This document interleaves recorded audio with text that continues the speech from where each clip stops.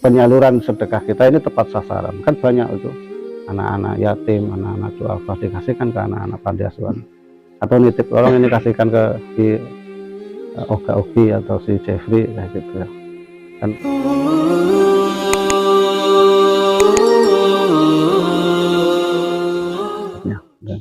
Walladzina yu'minuna bima unzila ilaika wa ma unzila min qablik. Nah, ini sudah kita singgung tadi kemarin ya. Beriman kepada kitab-kitab Allah ya. Ada sedikit perbedaan ya. Kalau kita harus meyakini semua kitab yang sudah diturunkan oleh Allah kepada kita, bahwasanya ada 4 ya. Kitab pertama adalah kitab Zabur, diturunkan kepada Nabi Daud ya. Terus kitab Taurat, di kitab Zabur ini disempurnakan oleh kitab Taurat yang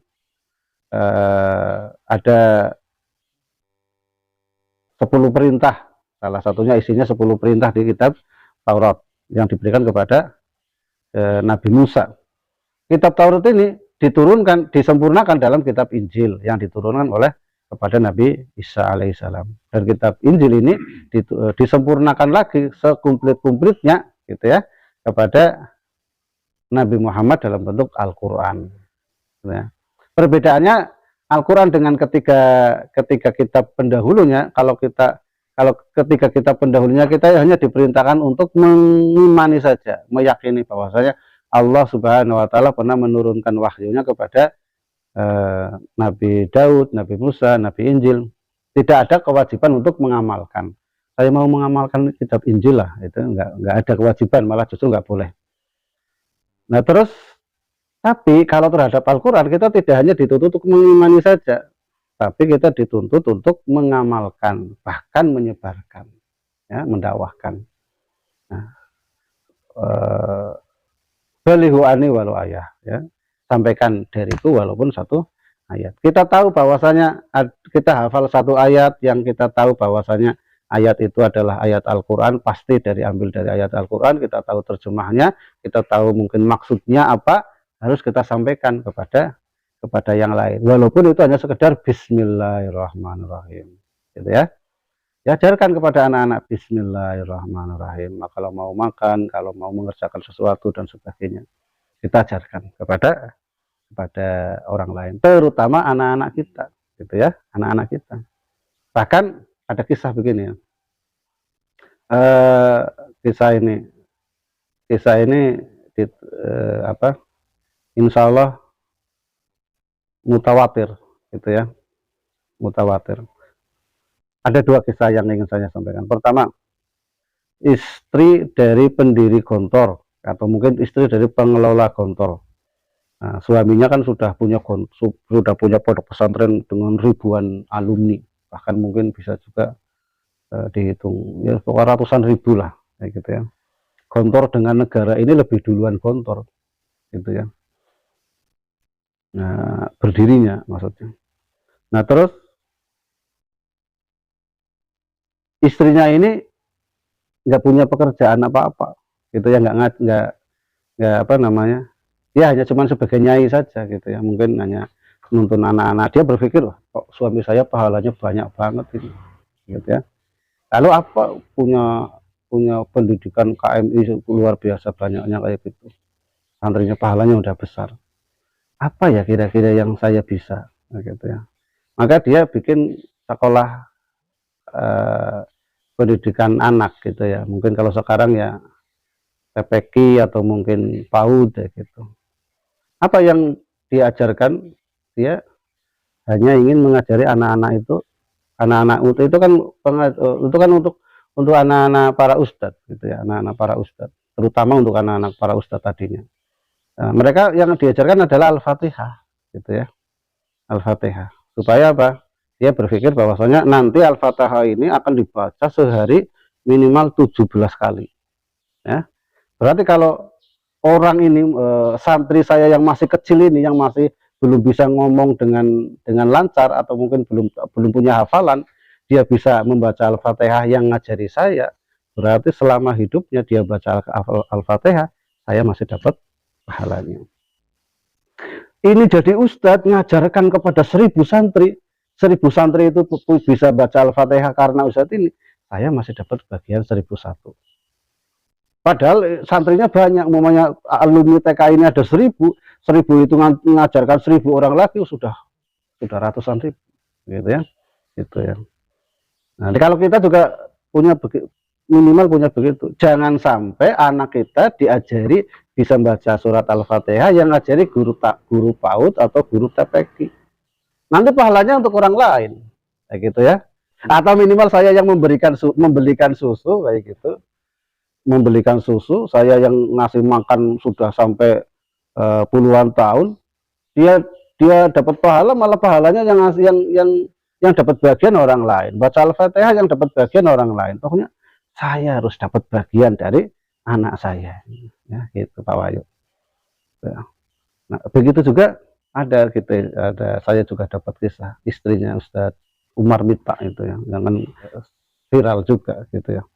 Pengunjungnya kalau dia ngadakan kajian, pengunjungnya itu ribuan. Saya pernah mengadakan pengajian 1 kali di Purwokerto, itu pengunjungnya bisa diperkirakan 3 sampai 4 ribu orang. Padahal nggak terlalu apa namanya, persiapannya nggak terlalu matang gitu. Nah, istrinya itu dia bilang ke suaminya, wahai suamiku, tolong jangan ajari anak kita, kamu jangan ngajari anak kita Al-Fatihah. Loh, kenapa malah nggak boleh ngajari Al-Fatihah? Biar saya yang ngajari. Loh, kok bisa? Ya biar Anda kan sudah ngisi pengajian di mana-mana, pahalanya sudah banyak. Saya menginginkan setiap kali anak saya baca Al-Fatihah, pahalanya untuk saya, gitu ya. Nah, itu ya, jadi ada kewajiban untuk mendakwahkan Al-Quran ini atau kitab-kitab Allah ini. Wabil akhirati hum yuqinun, dan kepada hari akhirat itu mereka yakin. Nah, ini sebenarnya ini yang ingin saya tekankan, gitu ya.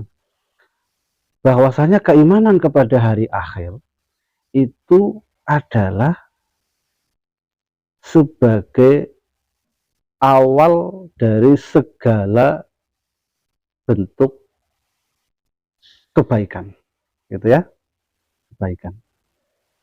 Juga sebagai bentuk motivasi kita untuk mengamalkan amal soleh, gitu ya. Jadi kalau kita kok saat ini kok kita masih berpikiran, atau mungkin ada orang yang berpikiran zaman modern kayak gini, gitu ya.